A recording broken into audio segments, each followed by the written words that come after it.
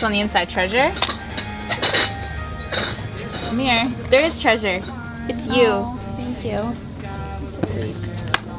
Hi everyone, my name is Kelsey. And my name is Becky. And we are the Sorry Girls. And we've got spring on the mind. So we are doing another thrift flip, this time inspired by all things spring. Let's go find something springy.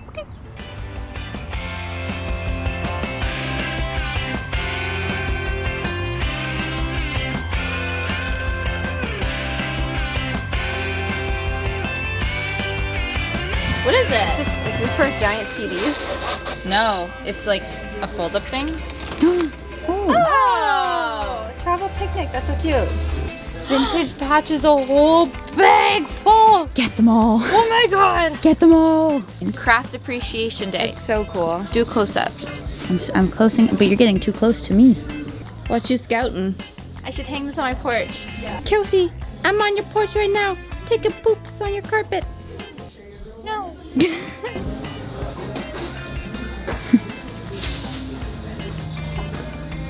nice. And we're back. And we got some really fun things that make me really excited to DIY with them. Okay, so first up we got, what did you call them again? Capiz shells. Capiz shells. These are like, I'm sure these are expensive. Yeah, if you guys follow the vlog channel, which if you don't, you should, please go ahead and check it out, give it a subscribe. Around Christmas time, I bought a Capiz shell star for my Christmas tree because there was one from Anthropology that I loved, but it was like so expensive for a single star on a tree, so I found another one on Amazon, long story. But I've loved Capiz shell with the gold lining, it's so nice. It's so pretty. So these are definitely supposed to be like lampshades. We actually did, remember we did the Pottery Barn lantern that was Capiz shell as well, and that was so expensive, but we DIY'd an inexpensive version. Yeah. So it's fun to actually work with the real stuff now. Ooh, I'm excited. But at thrift store prices, what did this cost? These were $7 each. Pretty good. We found some other things. So this is like a little wooden box with a bamboo handle, even though it's plastic, it just is shaped like bamboo. And it's the beads and the design and the color scheme is not working for me, but the actual like shape of it, I think is really cool. That's such a thing right now. This was $8. I feel like that's a bit expensive for what this is, but I think it has really strong potential. Ooh, so fun. Lastly, we got this little collection of baskets. They're cute, they're chic. I like the little color details. Very spring. Yeah, that's what made me love it. I'm like, we've seen baskets, but like these little added springy colors are so cute. So cute. So we will make something with that too. Okay. I think I just want to see this guy get better. I'm gonna start upcycling with this bag. Okay. Okay. All right, so first up, I want to transform this bamboo bag. I know that bamboo's really having a moment, as well as like boxy bags are having a moment, so I think I can bring this guy to his truest potential and he can be really cute, but it's covered in dust, which we can fix. Plus it's got like a crazy psychedelic floral pattern on it, and it's got shiny black plastic, and it's got beads. It's got way too much going on, so I want to simplify this whole thing. So I think my first plan is to try and take these plastic beads off somehow. They're not even like nicely sewn beading. It's just plastic beads glued to the box. So I'm gonna try and take those off first, and then we can go from there. So those beads popped off super easy thanks to that chisel. So the next thing I want to do is give her a whole new facelift with a whole new paint palette color going on here. I want to make the box like a bright white, and I think I want to do the handle in kind of more of a bamboo color so it can look closer to real bamboo.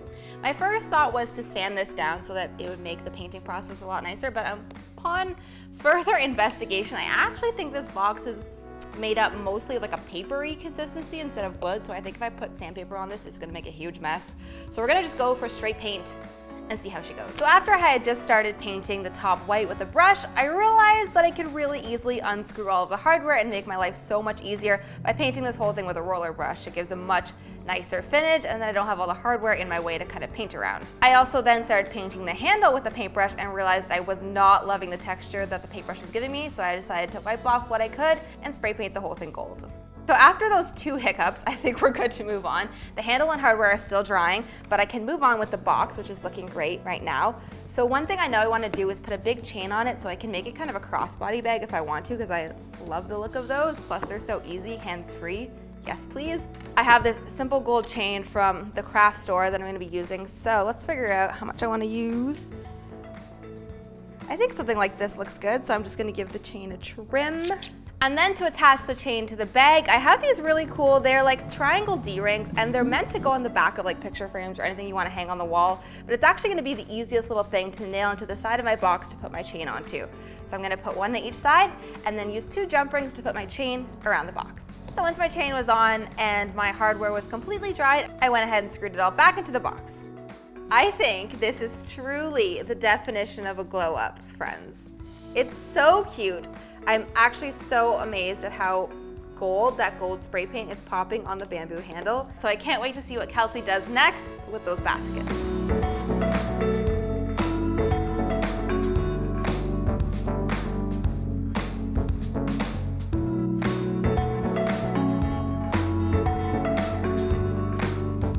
So for these baskets, I think I'm only gonna use these 2 that are matching, so that aside.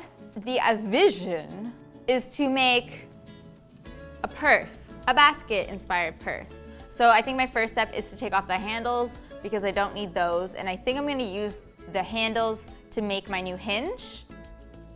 And that's as far as I've gotten, so we're gonna start with that. To make my hinges, I'm just wrapping around some of the twine that I uncovered when I took off the handles.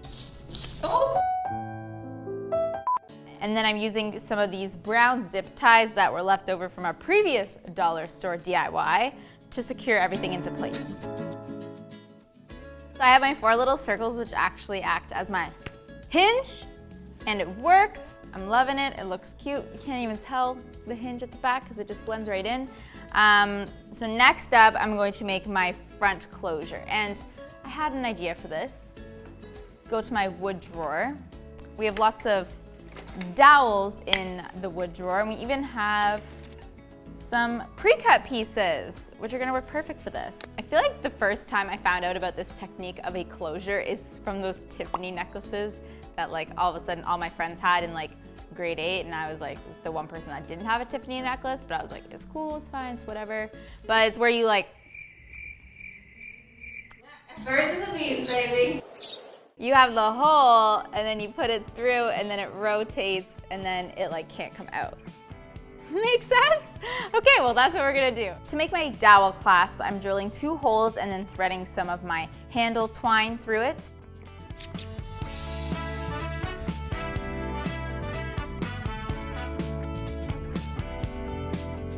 And on the top, I'm making 2 loops so that my dowel can thread through those 2 loops to hold it tight. All right, so I have my hinges. I have my little dowel slot thing that holds everything together. So now I'm on to my last step, which is to make the handle. And to that, I'm just gonna go back to this extra wood that I have. So I'm gonna use this piece of dowel, cut it to maybe 5 pieces, drill a hole through the middle of each piece so that I can string the remainder of my handle twine through it to make my new handle.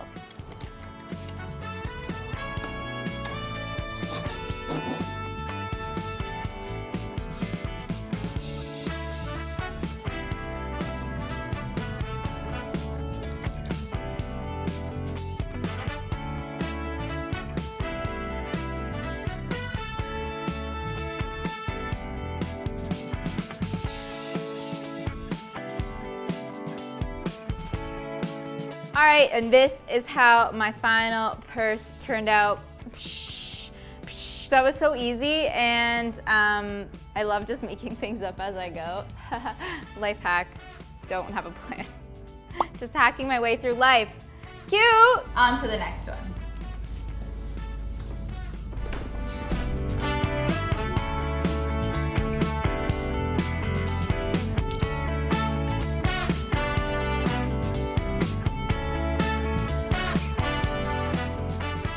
Okay, so last up we have this thrift flip that I am so excited for. So when we were in the thrift store, we found what is probably one of my most favorite finds we've ever found at the thrift store, and that is these beautiful Capiz shell lampshades. I believe they're lampshades. So I looked online to see what these are worth, and a single Capiz shell lamp can sell for around $300 on vintage online resellers, which is crazy to me. I mean, I get it, they're beautiful, but we found these for $7 each. And I'm so excited to work with them. So my plan is to actually, instead of using them as lampshades, I want to turn them into side tables because I think they're the perfect little shape. Plus, how cute would this be as like a gorgeous little side table? So that's what I'm going to attempt to do right now. I know we took a little bit of a detour from bags, but I think this still works as an overall like spring summer theme because, hello, seashells.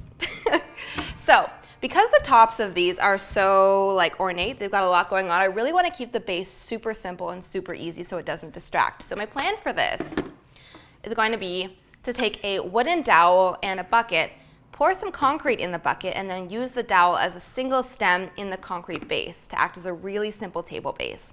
So I'm going to start by taking my wooden dowel, cutting it in half because we have 2 tables to make, and then pouring some concrete. I'm using some white concrete here that you can get from the hardware store. The general rule when mixing concrete is 4 parts concrete to 1 part water. Mix it together, but I like to say you're aiming for like a peanut buttery consistency, so start with that ratio, and if you need to add a little bit more water, then you can. So I like to start in small batches to mix it up really well before adding more of my 4 parts. I mixed enough concrete to maybe fill about 4 inches into this bucket.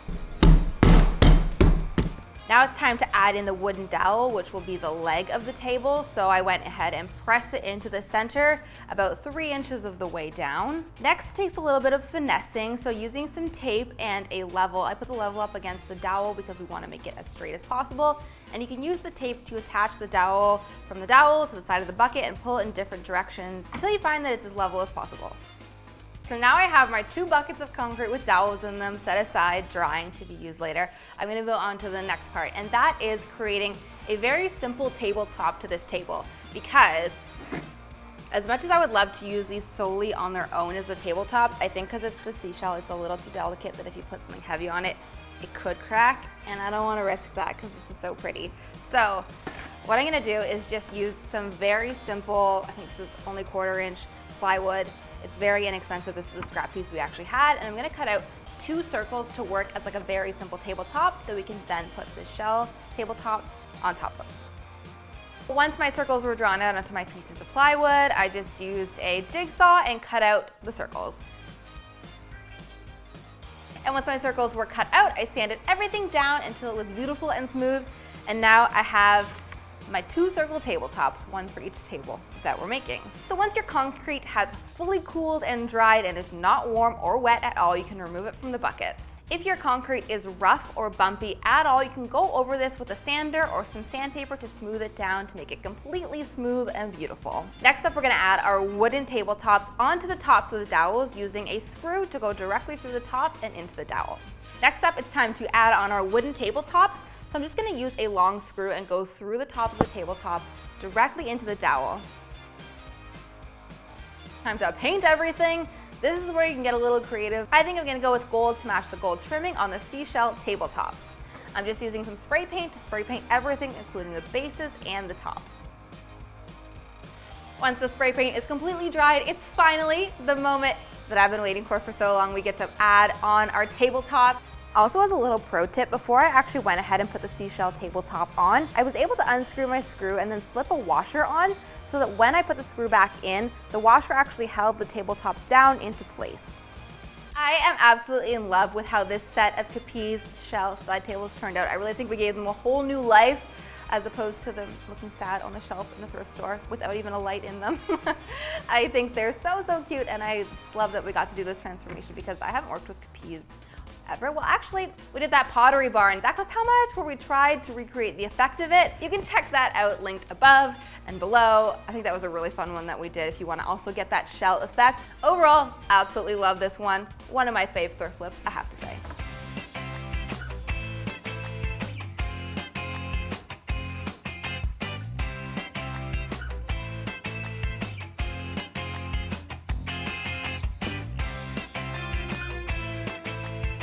Hope you guys liked that episode of Thrift Flip. I'm so happy with how all of these things turned out, but you have to tell me in the comments what you think your favorite one was out of the 3, because I'm curious. Which one would you rock? On your body or in your house? Because random side table. Love the side table. I love random thrift store challenges too, where we just get inspired to make a bunch of really cool things. Yeah, we tried to have a theme, but like we couldn't really stick to it other than like fresh. But we have a whole series of us doing these kinds of things. We go to the thrift store and upcycle items. So if you want to check out more of what we've made in the past, there's a playlist we can make for you. Yeah, let us know if you guys were here for our first ever thrift flip. We will insert a clip of it here. Super actually practical, and I could use one of these for like a laptop stand or when, you know, the BF brings me breakfast in bed. Which happens so often. Never. And it's hella awkward, but We've come a long way. let us know if you were here for that first one. Okay, we will see you next time with a whole new video. Yeah, if you guys like this video, make sure that you give it a like. And if you love it, make sure you sub it. And we'll see you next time. Bye. Bye.